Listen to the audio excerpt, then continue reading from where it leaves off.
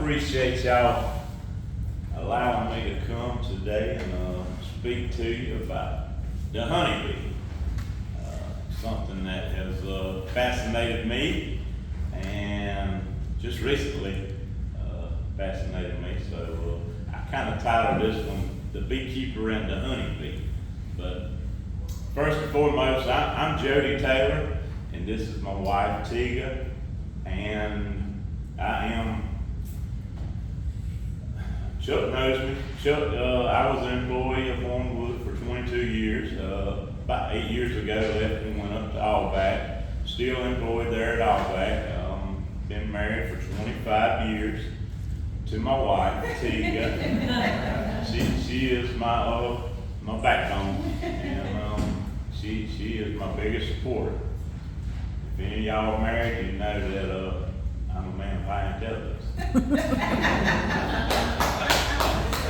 Well, I do have two boys, Matthew and Hunter, and we do love the outdoors. I kind of call my organization the Taylor Boys Outdoors. I do have a YouTube channel and a Facebook, so look us up and you might see this presentation on there. But at any rate, how I got started with the honeybees. My dad, he's 84 now, probably about 8 or 10 years ago, wanted bees. He's a farmer, he's a gardener, and you know, you need pollinators. We need much pollination. So my dad tried unsuccessfully for 3 years. He would buy a nucleus colony of bees, and for 3 years he tried to overwinter the bees. So he kind of fell short 3 years in a row. So I said, I'm going to try to get in with you, Daddy, and try to help you understand. My dad's sight is failing. He has macular degeneration, so it's kind of hard for him to read the cones. That's something you need to be able to do. When you're working honeybees, you need to be able to read the cones to see what's going on and see the health and viability of the colony and see what's going on. There's a lot of other things that goes into it, sensual and sight, and you can hear the sound of a healthy hive. A hive without a queen will roar real loud, and they'll let you know pretty quick that something is amiss. But that's how I got started. After him unsuccessfully trying to overwinter colonies, I started studying. Did a little reading, a lot of YouTubing, and I can caution you there, you can get good and bad information off of YouTube. I will tell you, if you ask, you've probably heard this before if you've ever talked to a beekeeper, you can ask 10 beekeepers the same question and you'll get 20 different answers. So there's no cut and dry as far as beekeeping goes. One thing's for sure is beekeeping is local. It is very local. Our climate, our environment, and our ecosystem here in our local area dictates what you need to do. So that's kind of how I got started, and I just want to tell you, you can get started too. I'm also the president of the Anson County Beekeepers Association. So that's something I just recently come into. I'm also a deacon at my local church. So I think what you're doing is very important. And I see the value of giving of yourself and donating your time and resources.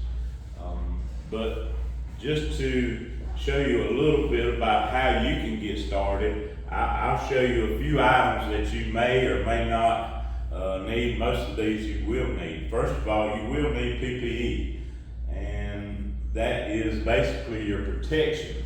You'll need and some people don't wear them, and some people are braver than I am, but you'll need a jacket with a veil, smoker. This is a smoker. We like this, and this triggers a response in the honeybees that tells them there's a fire and imminent evacuation may be necessary. But what it does, it makes them tuck into the recesses of the hive, and they immediately get a mouthful of honey. So that kind of calms them down. So smoke, it puts the guards off guard, if you will. So you usually will use a hive tool. Gloves are handy. And Mr. Lewis was looking at this, and this kind of has stayed the same over the years. This isn't drawed honeycomb, this is wax foundation. And it's a frame, they call it a frame, and the bees will draw out their comb on there, and they will store their resources. This is the bottom board, deep hive body, and a lid. Now, they come in different widths, different sizes, and this is a deep. They have mediums and shallow also. Some people don't have the physical strength to lift up if this was full of honey, that would be close to 90 pounds of honey. Honey is very dense and very heavy. So at any rate, that's kind of what you'll need to get started. And normally when we place a hive, we like to put it in an area of our yard or our farm that will not have a lot of traffic. You don't want to put it beside your front door. Most of the honeybees we try to raise nowadays are gentle, and they won't run you down and chase you across the yard. Some people are scared to death of honeybees. Some people are allergic to honeybees. Most people are not, but they got stung by a wasp at one point and swear, if it's a flying insect, I'm allergic to it, I'm getting away.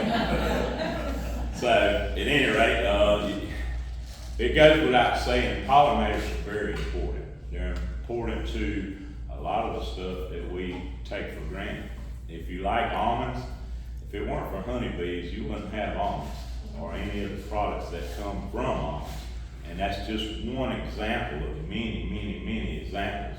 And I don't know if this is the God's honest truth, but most people will tell you that every 3 out of 4 mouths of food you put in your mouth come directly from pollination.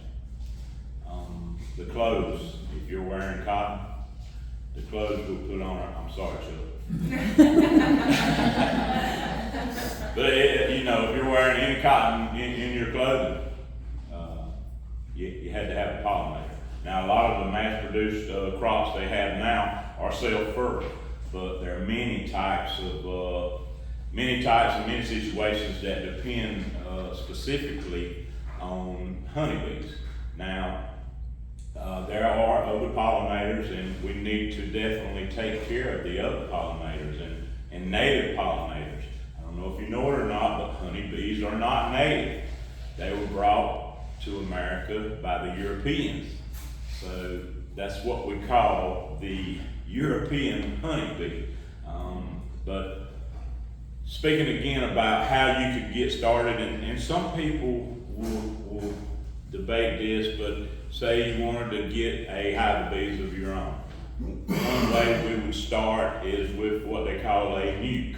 Nuke is short for a nucleus colony, and that would be 5 of the frames that I just showed you that's already been drawn out with all facets of life in the honeybee. The eggs, the larva, the pupa, and queen bee. That's the most important bee you got. If you don't have a queen, you don't have a colony. But all facets of life there, honey, nectar that's open, cap honey, and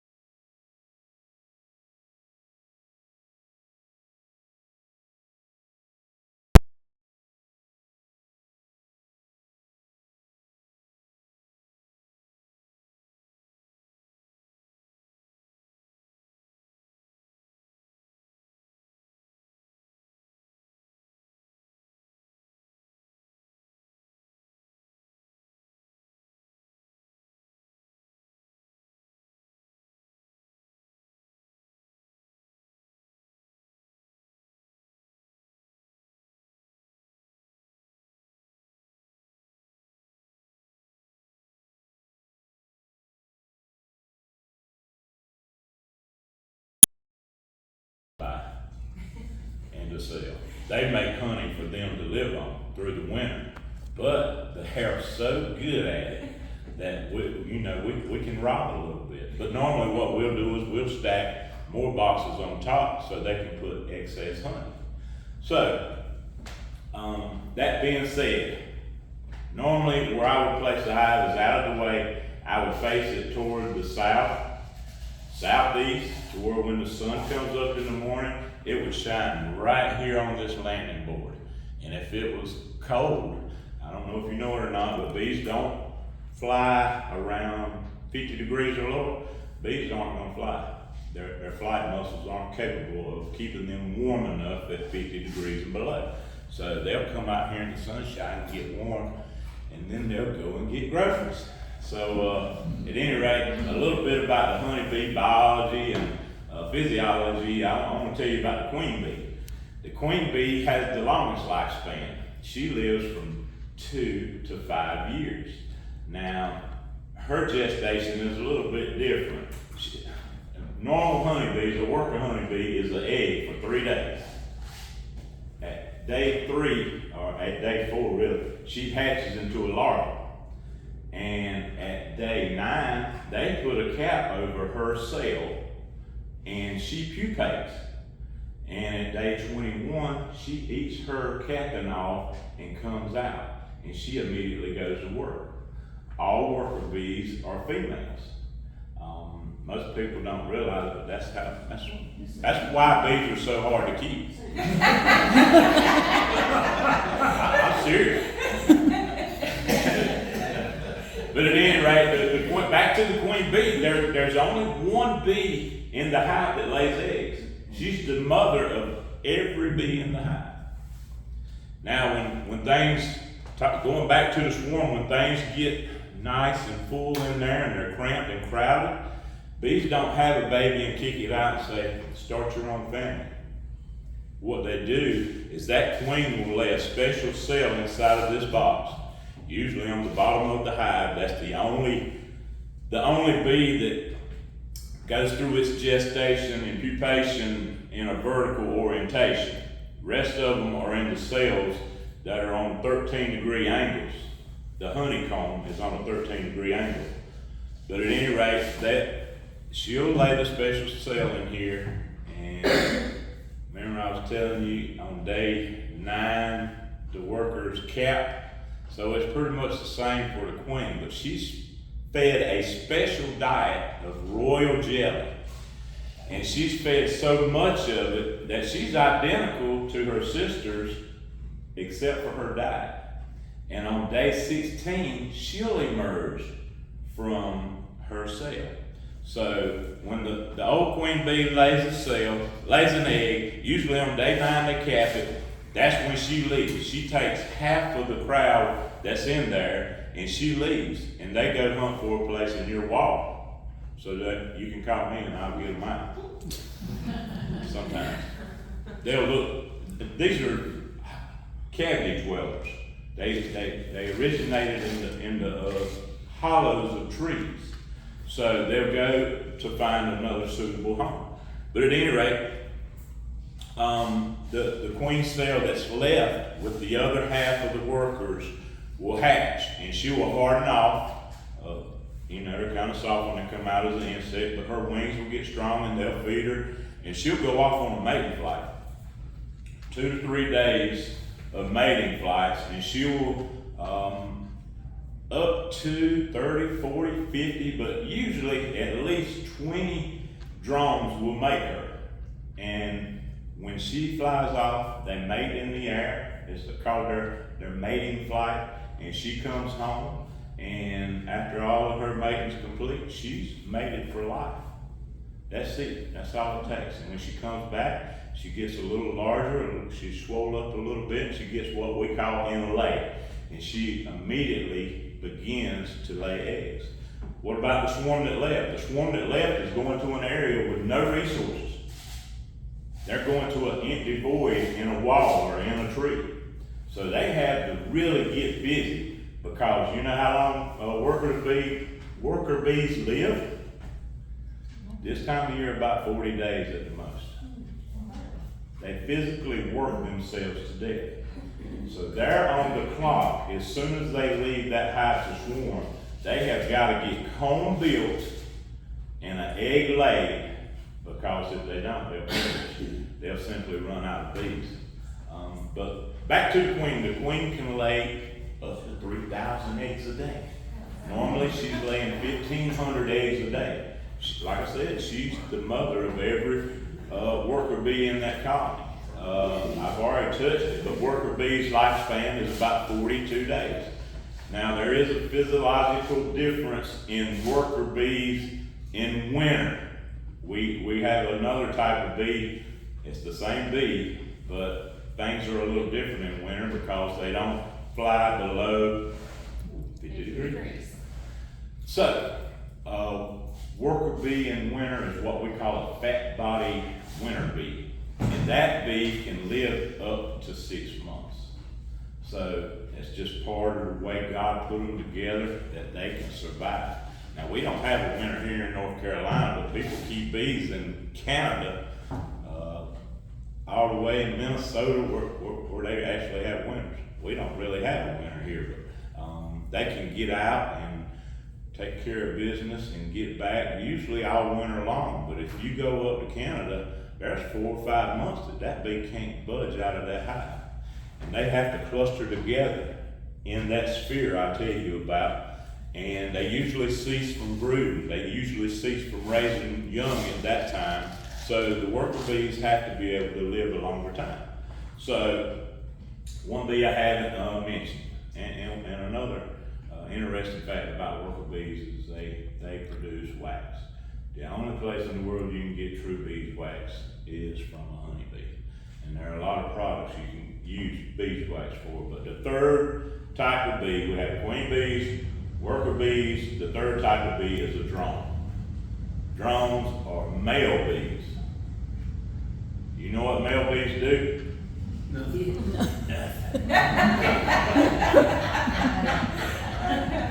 Male bees do not even feed themselves. They don't. Gimme. And they go from hive to hive, wondering wherever they can get it. They're freeloaders. They're freeloaders. Basically, the only job of a drone bee is to make queens. And they go out to a specific area called DCAs, drone congregation areas. So the virgin queen that hatched here and flew off to get mated, she outflies the drones in this colony to keep from inbreeding. So she'll fly up to 4, 5, 6 miles away. The drones in this area will go no further than a mile or 2 at the most, and they'll go into a congregation area and wait for virgins. And they are super fast flyers. That's the only good thing about them. They make queens and they're super fast flyers. There'll be a gang of bees, drones, and they have what they call a drone comet. And they'll chase down the virgin queens, and they can smell her. They produce a pheromone. I didn't mention pheromones, but that's the most important thing a queen does besides lay eggs. When she's in lay, she produces a pheromone that keeps everything in concert. When the eggs hatch and begin to, they turn into larva emits a pheromone that keeps everything in concert working.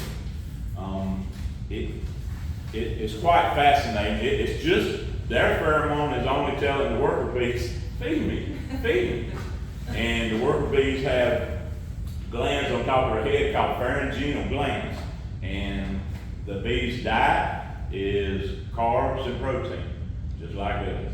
The carbs come from nectar, which they turn into honey, and protein is pollen. So the worker bees take the pollen, store it in the cells, mixed with their saliva. It kind of ferments and makes what they call bee bread. The worker bees, the nurse bees, eat the bee bread and produce royal jelly out of the glands on their head that they feed the larvae. So it all works in concert. So the drones, if they are lucky enough to catch the virgin queen and they make her, He's past his genetics. That's his job, his only job. Bad thing about it is, he dies immediately. It rips his business out and it's over. I guess it was a happy ending. I don't know. So, in this colony, you have all dynamics of the bees working in concert. The pheromones that keep everything percolating just like they should. And the pollen that they store in there, it doesn't have a real long shelf life. So they'll keep the pollen in there for 4 to 6 weeks normally, and then, you know, if it's not fresh and it's not nutritious, sometimes they'll chuck it out, or sometimes we have to chuck it out. That's part of being a beekeeper. Our job is to kind of keep an eye on and make sure that concert's working right. Just a few high products I want to discuss with you is honey. Everybody knows about honey. And you ever heard the saying, save the bees? Yeah. Don't worry about the bees. Take care of the beekeepers.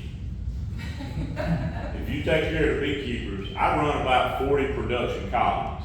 If you'll take care of the beekeepers take care of the bees. How can you take care of the beekeepers? Till you pass the hat. No, support your local beekeeper. If you buy honey, don't go to Walmart and buy your honey. You're not getting honey, in case you didn't know it. You're getting adulterated sugar water from overseas. Don't buy your honey there. Look for your local beekeeper. Support him in that manner, because there's probably one that makes chapstick, lip balm, soap. There's a lot of products that come from the hive. A few interesting things about honey is it has pollen in it. It's one of the best things you can eat for allergies. How much? A teaspoon a day. I've actually had people tell me that honey has darn near cured their COPD.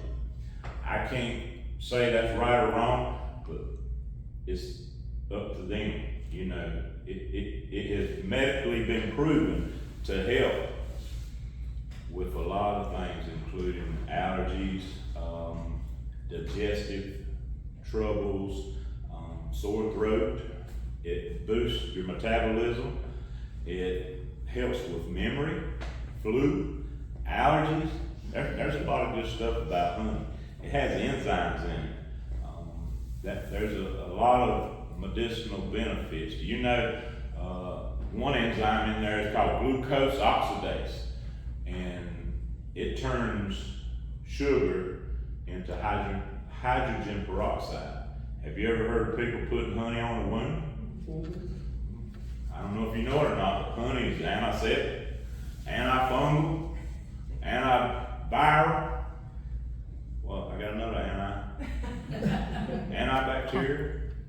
Truthfully, don't take my word for it. Google it.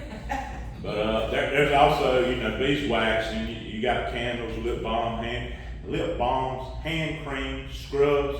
There's a lot of good stuff that comes from bees that we can get nowhere else. One word I want to tell you: all honey will crystallize. So if you get honey and it crystallizes, there's nothing wrong with the honey. Put it in lukewarm water and it will re-liquefy. It's just crystallization of the sugar molecule. So there's nothing wrong with it. It will re-liquefy if you put it in warm water. And one other fascinating fact is bees collect and produce propolis. And propolis is usually, if you've ever worked in a beehive and you go to the beehive, you're not going to lift this lid off. Not easily. You're going to have to use this tool. And if you want to see what propolis is, look on this tool. It's a sticky substance that locks everything together, but it's also their immune system. They'll coat the entire inside of their cavity, and craft with propolis. So, that being said, I'm gonna be quiet and ask if y'all have any questions. Yeah. I have two questions. How far will they go from your hive to find pollen? 2 to 5 mile radius. Most of them are gonna stay within the 2 mile radius, but they can go as far as 5 miles. Second question. I lived in Greensboro and everybody used to talk about sourwood honey. And I know the sourwood tree, when it blooms, yeah, there are a lot of bees on it. But how do you know what you're getting? To get pure sourwood honey, you need to buy it from a reputable beekeeper that knows what they're doing. The biggest people are, it's all about money. Sourwood honey is more valuable than most any other honey. It's more desired than most any other honey. So I could take my money and stick sourwood on it, but is it sourwood? Most of my honey is mixed wildflower honey. Tulip poplar, clover, and there's a few more big ones around here. Blackberry being one, but pure sourwood honey is usually got at a particular elevation. In Greensboro, I don't think is a high enough elevation. I see a beekeeper in the mountains of North Carolina that regularly produces sourwood honey. He's old enough and well educated enough that he can stick his hive tool in there, taste it. It's got basswood in it. Strip every super off. He'll bring brand new supers out, put it on there because he knows the blooms are there. It's time for it to begin. And he'll put brand new equipment on there, well, drawn comb, and put it on top of the hives, and he'll attempt to collect sourwood honey. And when the flow is over, he'll jerk that off. And then, and there, no doubt there's gonna be a little bit of nectar other than sourwood mixed in, but predominantly that's gonna be sourwood honey. And that takes a lot of work and dedication, and a lot of folks can't prove to me that they will do it. Does it taste better? That's what I was gonna ask, is it a different taste or? It is, and it has won, the most awards at the World Honey shows. I don't like One other question. I have mountain mint at home, a long strip of it. And when it blooms, it's just covered with all kinds of pollinators, including bees. And I was wondering if the mint gave a flavor to it. I don't think that they're necessarily looking for a minty mouthwash. They're looking for the most nutritious pollen and the richest nectar that is easily got. I have a hole in most of my hives to where I can feed sugar water. And if I was to feed sugar water this time of the year, because face it, I've got on top of my hive, I've got supers that are for honey. But if I'm feeding sugar water, I'm adulterating my honey. But I can buy sugar for 54 cents a pound. But do you know how much I get for a pound of honey? $10. So I'm gonna rob all the honey off, and I'm gonna feed them sugar water when the nectar flows over, which about June the 1st, we're through with nectar in North Carolina.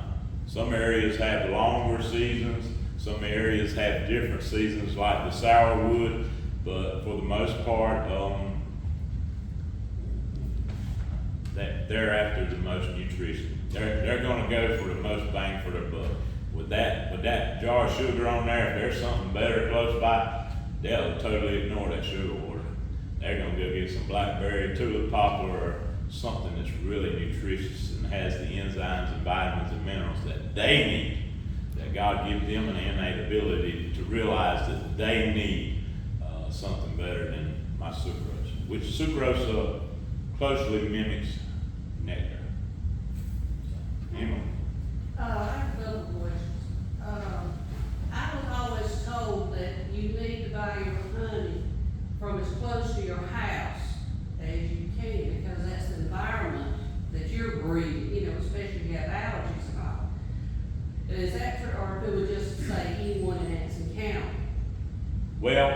closer